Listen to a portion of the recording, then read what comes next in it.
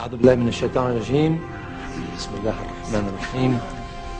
In the name of God, the merciful, the compassionate, brothers, sisters, what is the greatest threat facing Islam today? American aggression in the Middle East. The Zionist occupation of Palestine. These are merely symptoms of a greater disease. The real threat is in our hearts. Instead of allowing Islam to transform us, some Muslims are trying to transform Islam to serve their political agenda.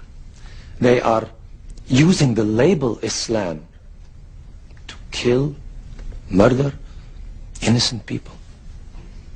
Something that the Prophet would never have condoned, sallallahu alayhi wasallam. Remember Surah 13, verse 11. Allahu la yughayru ma bi qawmin hatta yughayru ma bi anfusihim.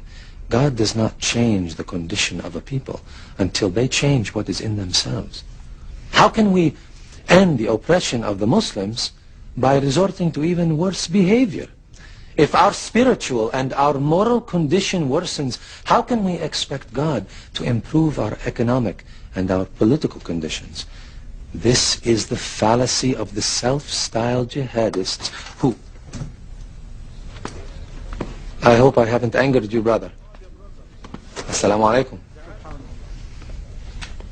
This is the fallacy of the self-styled jihadists who murder innocent civilians. How can you expect Muslims to be civilized when the Americans, the Israelis, the Russians kill thousands of Muslim civilians and dismiss it as collateral damage? The Holy Quran permits an eye for an eye. If the unbelievers kill our civilians, we have the right to do the same. Allah permits retaliation only against the guilty party, not against innocents.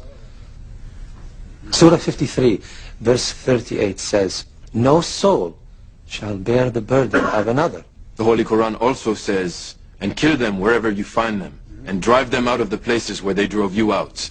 For persecution is worse than killing. You forgot the first part of that verse, brother.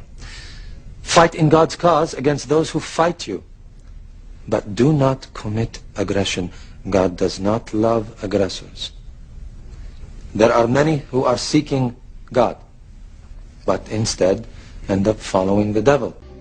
What you said tonight Troubled you? Yes. It's very different from what I've been told. There are many false teachers taking verses from the glorious Quran out of context, corrupting the teachings of the Holy Prophet Sallallahu alayhi wasallam. Sallallahu alayhi wasallam. Tell me, brother,